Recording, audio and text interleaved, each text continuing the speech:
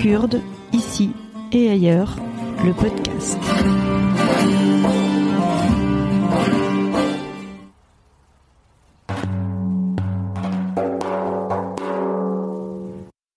Nous souhaitons dédier ce podcast à la mémoire de 4 militantes kurdes assassinées sur le sol parisien entre 2013 et 2022. Sakineh Jansis, dite Sarah, cofondatrice du PKK, Fidan Dogan, dite Rojbin, représentante en France du Congrès national du Kurdistan, et Leila Shailamez, dite Ronaï, membre du mouvement de jeunesse kurde, toutes les trois assassinées en janvier 2013, ainsi que Emine Kara, dite Evin Goï, combattante contre Daesh et responsable du mouvement des femmes kurdes en France, assassinée en décembre 2022. Evin, Sakineh, Leila, Fidan, nous n'oublions pas et nous obtiendrons la vérité et la justice. Parce qu'elles ont fait le choix de se défendre et de construire un monde différent, nous savons bien que les femmes kurdes et leurs alliés continueront d'être la cible des attaques du système patriarcal et que la seule manière de pouvoir atteindre la libération doit passer par l'union des femmes du monde.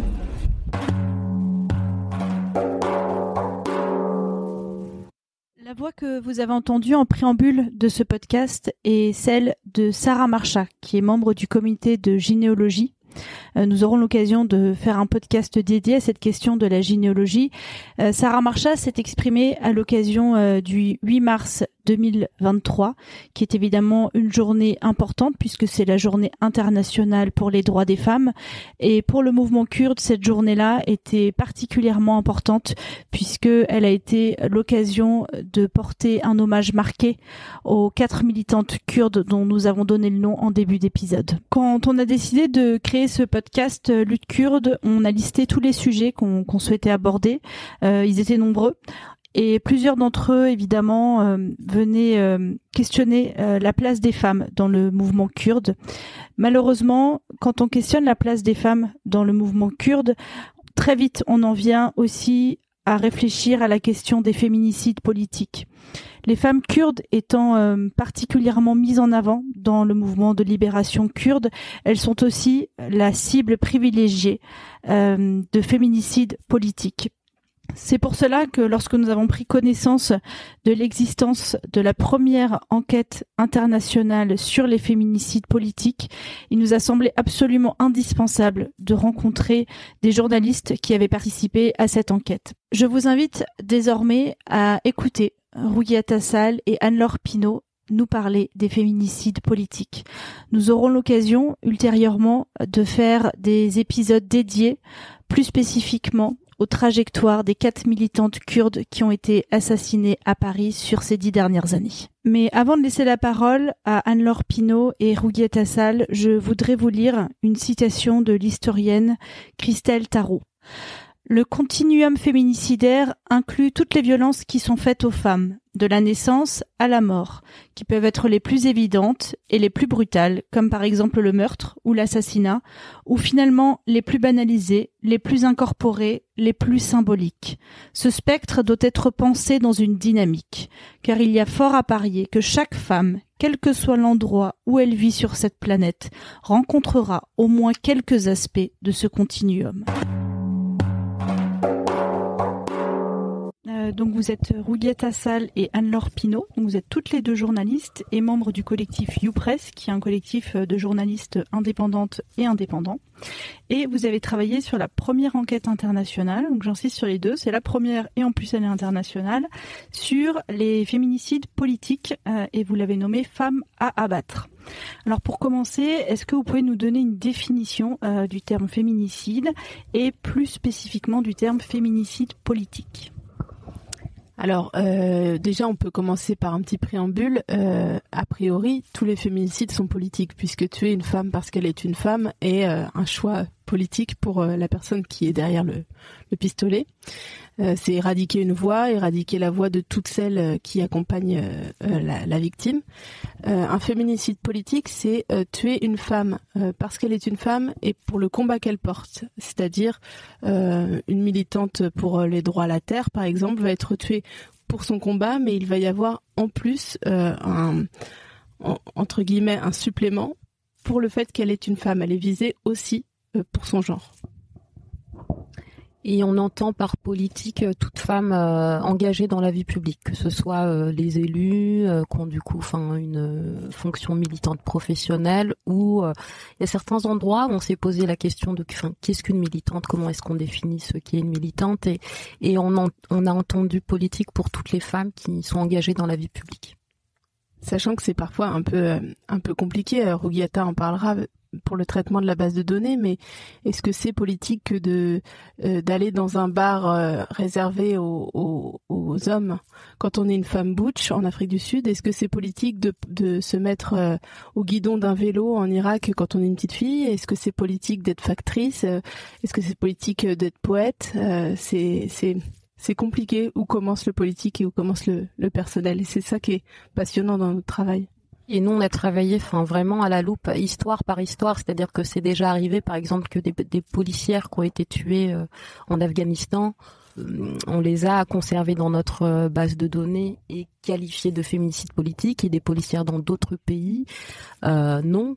Comme pour les journalistes, en fait, il y a certains pays dans le monde où on considère que c'est être activiste que d'être journaliste, et dans d'autres non. Donc on a vraiment regardé histoire par histoire avec, notamment moi avec ma binôme Hélène Molinari, on était les deux data journalistes du projet, et on confrontait tous nos doutes à tout le reste de l'équipe, puisqu'on a travaillé à 10, et ça permettait vraiment de valider ensemble à 10 ce qu'on voulait raconter. Le terme féminicide, c'est un terme qui a une histoire qui est forte, qui, de ce que j'en ai lu, a commencé un petit peu à émerger dans les années 70, mais c'est très très récent qu'en France c'est un terme qui s'est imposé. Ça a été vraiment grâce au travail militant de femmes qui l'ont porté. Est-ce que vous avez aussi cette volonté que, au-delà du terme de féminicide, de faire parler de ce terme-là plus spécifique de féminicide politique, que ça devienne une terminologie connue, comprise et employée dans l'espace médiatique français? Déjà, on est convaincu qu'une chose existe à partir du moment où elle a un nom. Et il y a plusieurs pays, les législations dans le monde entier qui ont reconnu le féminicide. Je pense à l'Argentine, à la Colombie, par exemple. C'est pas forcément porteur d'un vrai progrès au-delà même de cette révolution qui est de faire entrer le féminicide dans le code pénal. Mais ça permet à tout le monde de savoir ce que c'est que les violences faites aux femmes dans leur expression la plus violente. En France, on ne reconnaît pas le féminicide politique, enfin le féminicide en général. Il y a la circonstance aggravante du meurtre de la conjointe ou du conjoint. C'est la seule chose à laquelle on peut se raccrocher qui ressemble au féminicide. Donc c'est une circonstance aggravante. Nous, on aimerait qu'avec notre projet, mais surtout avec la façon dont les gens vont s'en emparer, puisqu'on est juste un maillon d'une chaîne, que ça entre en tout cas dans les consciences, et au final peut-être dans le code pénal, mais c'est une ambition. On verra ce qu'il en retournera. Et c'est vrai que ces dernières années, c'est une expression qui a été employée. On n'est pas les premières et on espère qu'on n'est pas les dernières, mais notamment par la présidente du Chili, Michelle Bachelet, par des journalistes, par des gens qui sont présents dans les ONG. Et c'est vraiment, une expression comme tu disais. Il faut nommer les choses. On parle aussi d'assassinat politique genré. Pour parler de féminicide politique, en fait, et c'est vraiment une expression qu'on veut porter, qui est importante. En plus, dans l'assassinat politique genré, on peut inclure aussi, par exemple, les hommes trans, dont certains sont assassinés parce qu'ils sont des hommes trans. On n'a pas choisi de mettre dans notre base de données, puisque ce serait les mégenrer que de les qualifier de féminicide politique, mais ils entrent dans cette deuxième catégorie. Alors, vous avez écrit sur votre site internet que pour établir si un assassinat politique était genré, vous vous êtes basé sur 3 critères, motivation, mode opératoire et impact, qui ont été retenus par les 3 chercheuses, donc Gabrielle Bardal, Eline Bajnergard, j'espère que j'ai bien prononcé, et Jennifer Piscopo. Est-ce que vous pouvez nous préciser un petit peu plus ces critères? Alors, d'abord, je vais revenir sur la manière dont on a travaillé, parce que c'est vrai, quand on a commencé, on collectait le maximum d'informations dans chacune de ces histoires. On a construit, je sais pas combien de versions de la base de données parce que en fonction de nos trouvailles, on commençait à voir, c'est bizarre, quelque chose qui revenait, donc ça nous faisait rajouter une colonne et retourner regarder dans les histoires qu'on avait déjà creusées pour voir s'il y avait quelque chose. Et on travaillait en ping-pong avec les équipes de théorie et de terrain. Enfin, je parle pour ma part en tant que data journaliste, où parfois c'était des choses que racontaient les chercheuses dans les interviews. Hop, elles nous demandaient de regarder si c'est quelque chose qu'on retrouvait dans nos données. Et nous, à l'inverse, quand on commençait à voir quelque chose se dessiner, on leur demandait de poser la question aux expertes pour savoir si c'était quelque chose qu'elles avaient observé aussi dans leurs travaux. Et il fallait terminer. Il y a un moment, faut s'arrêter. On peut pas continuer à créer. Mais c'était vraiment très mouvant. Enfin, c'était une enquête qui s'est construite en temps réel et on s'est arrêté sur cette définition. Donc, il nous fallait regarder si la motivation de cet assassinat était genrée, si le mode opératoire l'était, et si l'impact aussi, on a beaucoup travaillé sur l'impact genré. Est-ce que ça a éteint une lutte spécifiquement dédiée aux droits des femmes parce que la peur, en fait, quand on voit ces sœurs de lutte qui se font assassiner, ça peut du coup arrêter toute forme de combat. Sur le mode opératoire, il y a l'overkill, avec une mauvaise traduction en français qui serait ces femmes sont surtuées, c'est-à-dire que elles sont tuées et ensuite il y a un acharnement sur leur corps anté-mortem ou post-mortem. Il y a parfois aussi dans les modes opératoires par exemple le fait de la tuer devant ses enfants, ça c'est quelque chose qu'on a retrouvé aussi en plus de l'overkill. Et sur la motivation, oui, c'était est-ce que cette femme est visée parce que femme et parce que militante et regarder, de creuser en fait, avoir le maximum d'informations pour savoir pourquoi est-ce qu'on l'a tuée, parce qu'on veut tuer et la femme et la militante. D'ailleurs, il y a une survivante dont on parle dans le premier volet de cette enquête, Lodia, une militante irakienne qui elle a survécu, mais qui verbalise très clairement le fait que ils ont tué la militante. Ils n'ont pas tué la femme, mais ils ont réussi à tuer la militante. Ils ont fait la moitié du travail la concernant parce que maintenant elle est cachée, elle vit cachée pour survivre. Alors, nous sommes ici actuellement dans un lieu hautement symbolique, malheureusement, puisqu'un féminicide politique y a été perpétré. Donc, plus précisément, nous sommes dans les locaux du Centre culturel Ahmed Kaya, où 3 personnes ont été assassinées le 23 décembre 2022. Donc, c'est un jour où une réunion de femmes était justement prévue ici dans les locaux. Elle a été décalée à la dernière minute parce qu'il y a eu des problèmes dans les transports. Donc, c'est sans doute ce qui a empêché un massacre de masse, puisque de nombreuses femmes étaient censées être présentes ici quand l'assassin est arrivé sur les lieux. Il y a eu 3 victimes, donc 2 hommes, Mir Perwer et Abdulrahman Kizil, qui étaient 2 réfugiés politiques, et une femme, Emine Kara, qui était une responsable internationale du mouvement kurde. Et il se trouve que c'est la 4e femme kurde qui est assassinée sur le territoire français en 10 ans. Donc vous, dans le cadre de votre étude, vous avez justement constaté que ce sont plus particulièrement les femmes qui sont engagées sur les questions des droits et encore plus particulièrement sur la question des droits des femmes qui sont assassinées. Oui, tout à fait. Déjà, c'est important de dire leur nom. Ça, c'est un truc qu'on a voulu porter aussi. Par exemple, sur notre compte Instagram, on dit les noms des personnes qui sont tombées. Et donc, ce que vous venez de faire, je pense que c'est capital pour tous et toutes. Alors, comme vous le disiez, les principales luttes pour lesquelles les femmes sont tombées, c'était les droits des femmes, sans doute à cause de la redondance. Une femme qui travaille pour les droits des femmes, sans doute est plus à même d'être tuée pour ça. Donc 47% des cas qu'on a étudiés. La lutte pour les droits des personnes LGBTQI+, là aussi 12%. Et ensuite viennent les droits humains en général.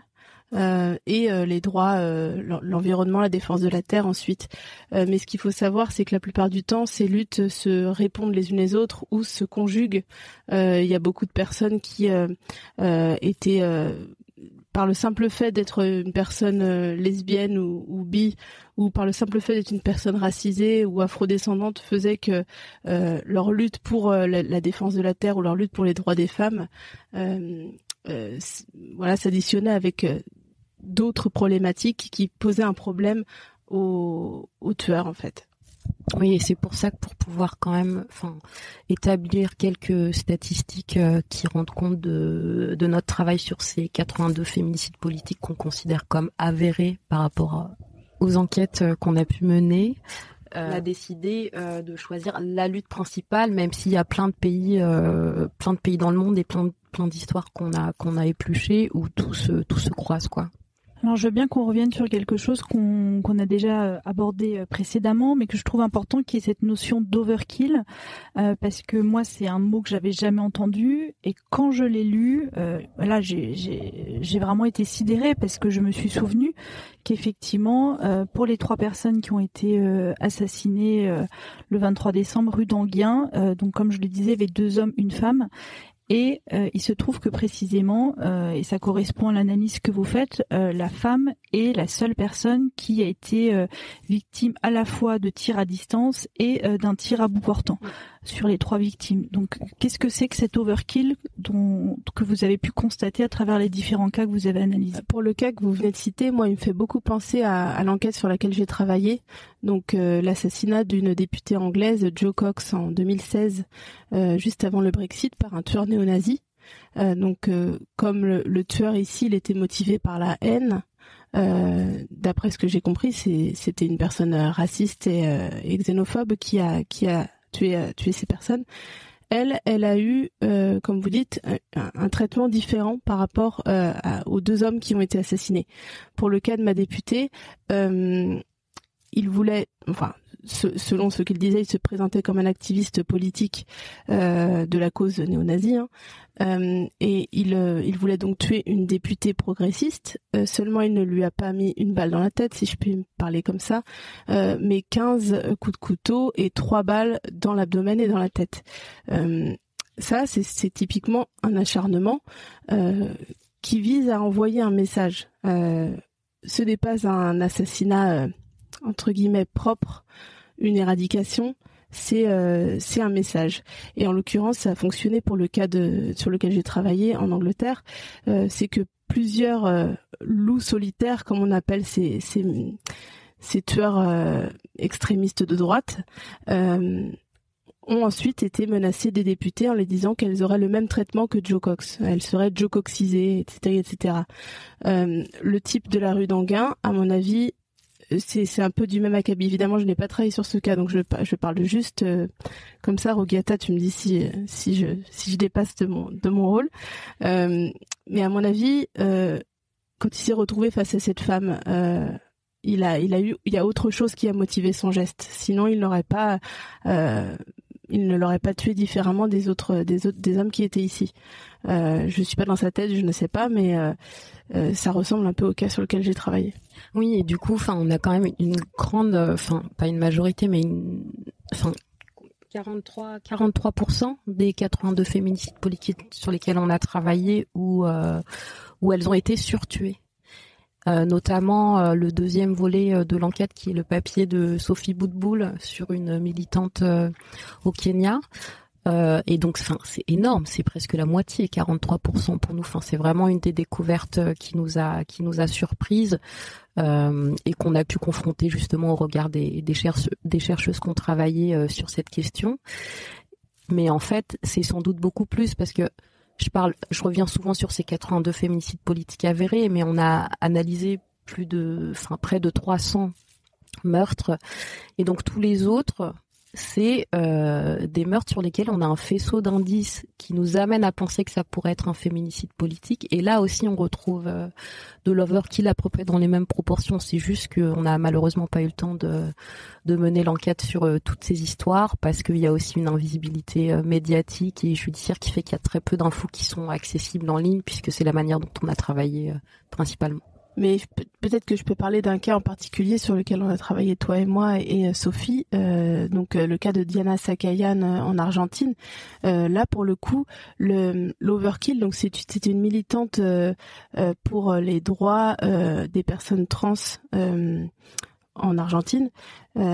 Elle a subi un déferlement de violence. Je vais pas rentrer dans les détails parce que c'est pas le lieu, mais en tout cas, le tribunal a considéré que ce déferlement de violence montrait bien qu'il s'agissait d'un travesticide, puisqu'elle se présentait comme une personne travestie, donc un travesticide. Et ce mot avait été important d'ailleurs pour la cause trans en Argentine d'appeler ça un travesticide et non pas un transféminicide. Bon, c'est un vaste sujet, mais en tout cas, l'overkill a été considéré comme l'élément principal pour reconnaître ce crime.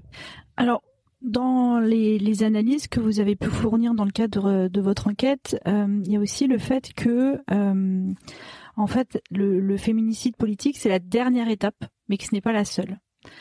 Et que ça intervient quand d'autres menaces ont déjà été subies par les femmes qui vont être assassinées. Est-ce que vous pouvez nous en dire un petit peu plus sur ce que ces femmes subissent en amont même d'être assassinées? Oui, ça fait partie de plusieurs découvertes au cours de l'enquête qui a été assez particulière parce que pour nous, était pas seulement une enquête journalistique parce qu'on a travaillé aussi un peu avec la méthodologie des gens de la recherche. Donc, on était aussi un peu au carrefour entre les universitaires et le travail journalistique et le travail militant, si je puis me permettre. Et du coup, nous, ce qu'on a commencé à constater et ensuite chercher à vérifier et à prouver, c'est un continuum de violence en fait qui va parfois sur les menaces. Nous, il y a près de la moitié des femmes qui ont été tuées qui avaient reçu des menaces de mort auparavant. Ça peut être des menaces verbales et beaucoup aussi de menaces en ligne aujourd'hui. Des femmes qui sont cyberharcelées. Et c'est vrai qu'on a travaillé avec une chercheuse qui était hyper intéressante et qui nous parlait de comment est-ce que le cyberharcèlement était aussi parfois genré quand on utilise des moyens techniques aujourd'hui pour salir la réputation de ces femmes. C'est vraiment ça, pour les menacer, pour leur faire peur, pour faire peur.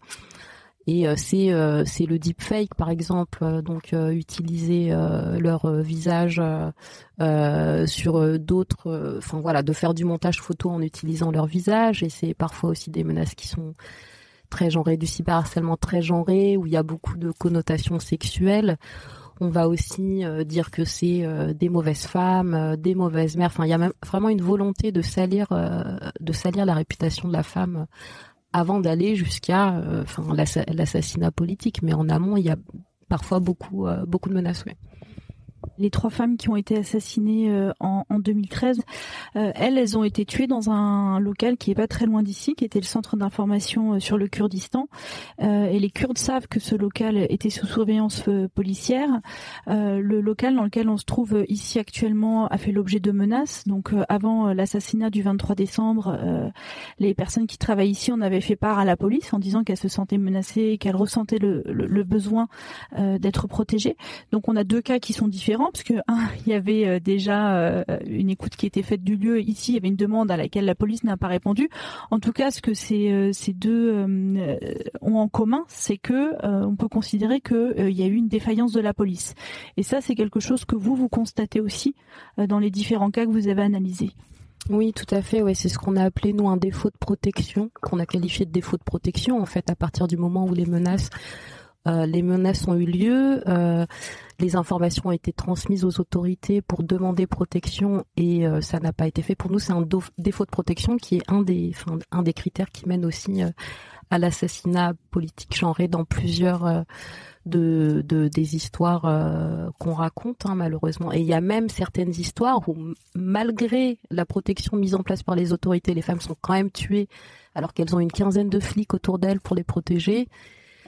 Il y a plein d'histoires comme celle-là qui nous posent question. Et pour en revenir aux 3 militantes dont vous parliez tout à l'heure, comme je le disais, faute de temps, on n'a pas pu travailler sur toutes les histoires qu'on a épluchées, mais on a été en contact avec les femmes du Rojava, on a épluché une de leurs bases de données aussi où il y avait des noms de toutes ces femmes qui ont été tuées, et ça aurait été important pour nous de pouvoir aller au bout sur cette enquête, mais on espère que peut-être que d'autres personnes pourront s'en emparer maintenant que cette première enquête est sortie, parce que on n'a pas la prétention d'avoir fait le tour du sujet. C'est que le sommet de l'iceberg s'en montre, et il y a effectivement encore beaucoup de travail, notamment sur ces histoires. Et je me permets de le préciser parce qu'on en parlait un petit peu en off avant de commencer cette interview. La difficulté, c'est aussi que votre travail n'est que partiellement financé. Voilà, et ça c'est un problème qu'on retrouve sur plein de sujets qui ont attrait aux femmes, c'est que l'argent manque pour faire ce qu'on aurait besoin de faire, et que du coup vous voyez bien tout le travail qui resterait à fournir, mais voilà, techniquement c'est pas possible quand on fait du travail bénévole, parce qu'à un moment donné on est limité dans le temps qu'on peut donner d'un point de vue bénévole. Oui, parce que finalement, moi, ça fait 3 ans et demi que je travaille sur cette enquête, mais dans le collectif, il y a des personnes qui ont commencé il y a 4-5 ans déjà à avoir ce sujet en tête et à commencer à travailler dessus. Mais ce qui était effrayant au départ, c'est qu'on a candidaté à énormément de bourses, et il y en a plusieurs qui nous ont dit non, ce n'est pas un sujet journalistique, c'est un sujet militant. Et donc c'était l'argument pour lequel on nous refusait de financer ce travail. Donc effectivement sous-financé, et ce qui fait qu'on n'a pas pu aller au bout de tout ce qu'on avait en tête. Un autre point que je voudrais aborder avec vous, c'est la question du traitement judiciaire.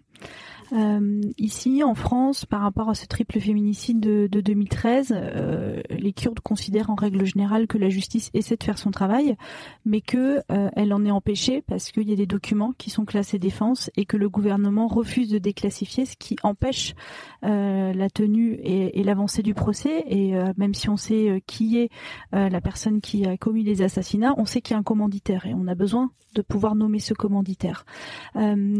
Ce naufrage juridique, vous avez pu constater que c'est une constante dans les traitements de ces féminicides politiques, et que évidemment, à partir du moment où il n'y a pas de jugement, ça facilite, voire ça favorise la récidive. Mais malheureusement, notre réponse, elle va être très courte, parce qu'il y a très peu de procès, très peu de condamnations et très peu d'informations qui sont disponibles. Et quand bien même, parfois, il y a des procès. Si on prend l'exemple de Vanessa Campos, dont le procès en appel s'ouvre aujourd'hui, nous, on a travaillé avec l'association Accept ST qui nous a précisé que le démarrage de l'enquête a été catastrophique. Juste pour resituer, Vanessa Campos, c'était une militante pour le travail du sexe, et elle a été assassinée au Bois de Boulogne en 2018. Moi, ce que j'ai beaucoup aimé dans le travail que vous avez fourni, c'est que le titre, il est clair, Femmes à abattre, voilà. Mais ça reste un choix où on voit que ce sont des cibles, mais vous n'avez pas mis genre femmes mortes ou femmes féminicides politiques. Oui, il y a ce choix de genre... elles sont encore dans une posture où elles sont vivantes, et en fait on cherche à les tuer, mais parce qu'elles représentent quelque chose. Donc voilà, est-ce que c'est quelque chose auquel vous avez réfléchi? Voilà, comment vous en êtes venu à cet intitulé-là? C'est une très bonne question, parce que ça nécessitait des heures et des heures de réunion. La chose qu'on ne voulait pas au départ, c'était prendre le point de vue des tueurs. Or, on a choisi un titre qui fait exactement... l'opposé de notre volonté première, à savoir on met les femmes dans une cible, on est dans la tête des tueurs, ce sont des femmes à abattre. Mais en fait on pense que c'est la chose la plus efficace pour montrer le double enjeu, en fait, à savoir tuer une femme et tuer une militante. Dans la volonté des tueurs, quels qu'ils soient, il y a toujours quelque chose de commun, c'est que c'est le pouvoir patriarcal qui est en jeu, c'est le pouvoir économique, c'est le pouvoir racial aussi des blancs contre les autres. C'est tout ça qui est derrière le pistolet, et on pense que c'est ça qui était important de montrer aussi à travers ce titre, mais ça a nécessité, il y a eu beaucoup de discussions. Et ça me fait penser à une phrase qui nous a beaucoup porté tout au long de l'enquête, même à un moment où c'était parfois très difficile de travailler sur ces questions-là. C'était, ils ne savaient pas qu'on était des graines, et c'était pour ça que c'était important pour nous de parler des héritières. Si on prend l'exemple de Marielle Franco, toutes les élues qu'il y a eu après son, c'est aujourd'hui d'ailleurs le 5e anniversaire de son assassinat. Et voilà sa compagne et beaucoup de militantes afro-brésiliennes ont repris le combat. Ce qui montre bien que leur volonté est complètement ratée, en fait. Et justement, j'en venais à ce point suivant, qui est que quand on ouvre votre site internet pour avoir accès à vos travaux, alors je ne sais pas si ça fait partie du logo, mais en tout cas, il y a cette phrase en grand qui dit « Ils ne les feront pas taire ».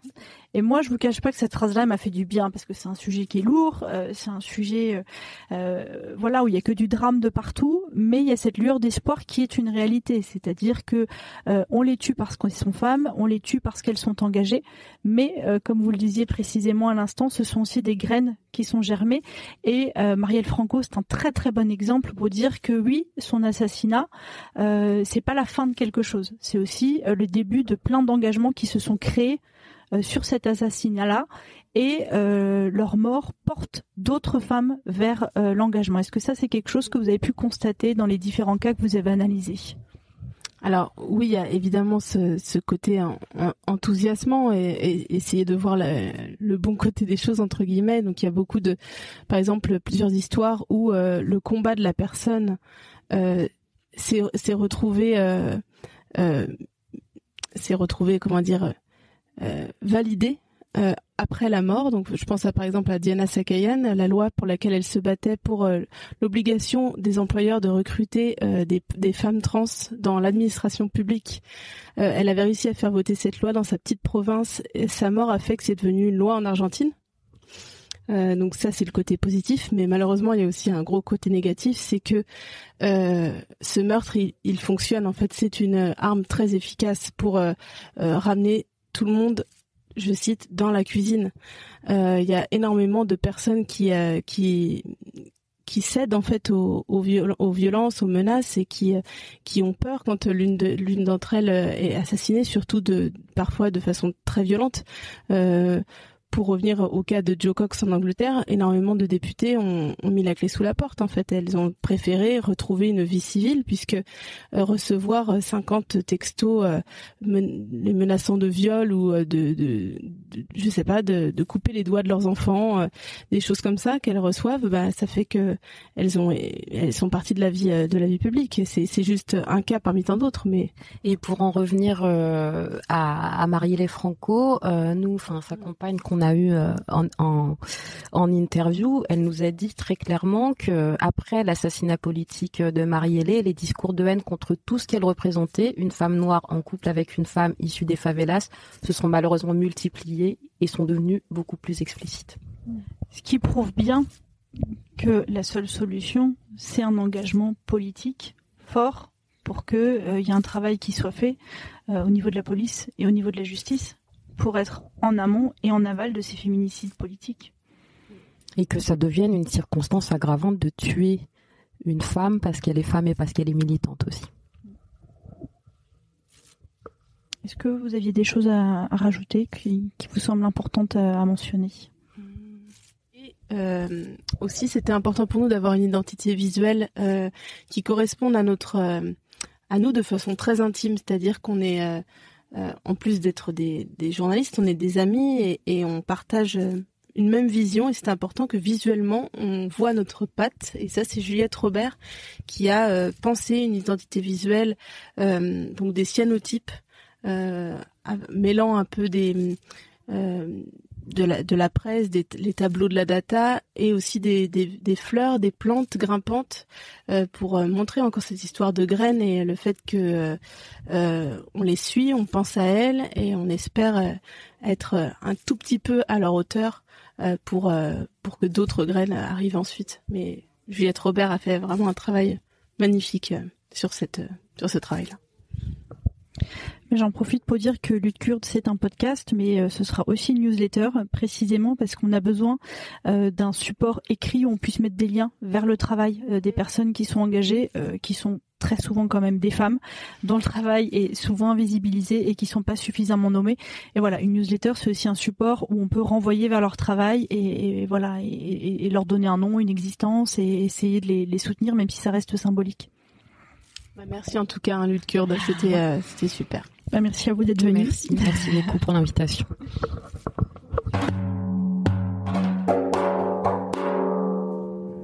Nous avons déjà eu une citation de Christelle Tarot en début d'émission. Je voudrais vous en redonner une maintenant que nous avons pu écouter Anne-Laure Pinault et Rouguette Assal. Christelle Tarot a dit « Le féminicide est un crime d'État parce qu'une partie non négligeable de ces structures participe d'une manière ou d'une autre à la chose.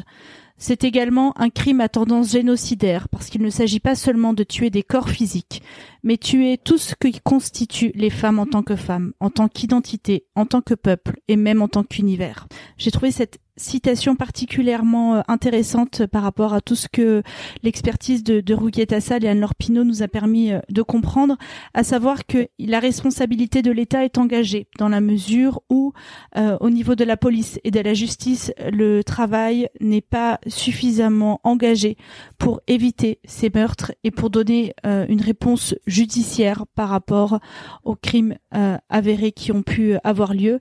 Et j'en veux pour preuve le fait que nous n'avons toujours pas eu le procès tant attendu du triple assassinat de 2013, mais nous aurons l'occasion d'en reparler plus amplement dans un épisode ultérieur de Lutte Kurde.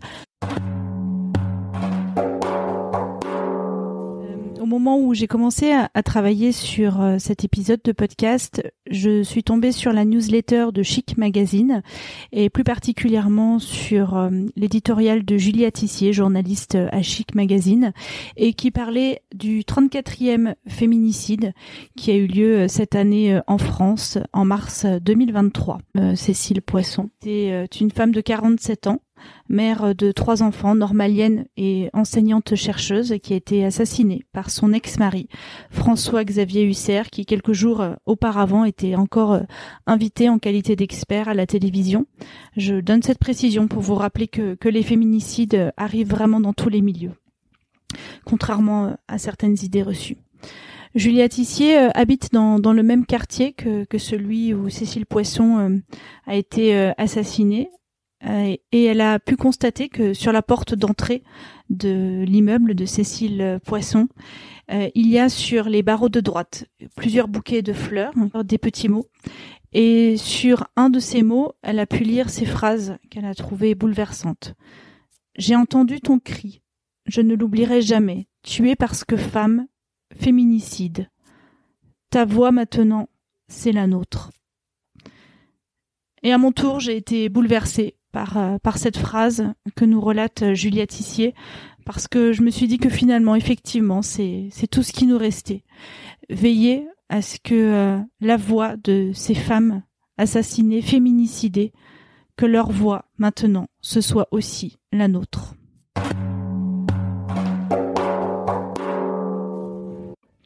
Nous avons choisi sciemment de ne pas vous donner d'échéancier précis par rapport à la sortie des épisodes, puisque ce podcast repose sur des forces bénévoles. Et afin de préserver ces forces bénévoles, nous allons publier des épisodes au gré de nos disponibilités. En tout cas, pour nous, c'est extrêmement précieux si vous pouvez nous soutenir, de tenter un maximum de diffuser autour de vous les épisodes de ce podcast, nous suivre sur les réseaux sociaux, vous abonner sur nos différents comptes Instagram, Facebook, Twitter et également sur les applications de podcast. Ça nous aide vraiment grandement, donc surtout, n'hésitez pas. Merci à vous et j'espère à bientôt.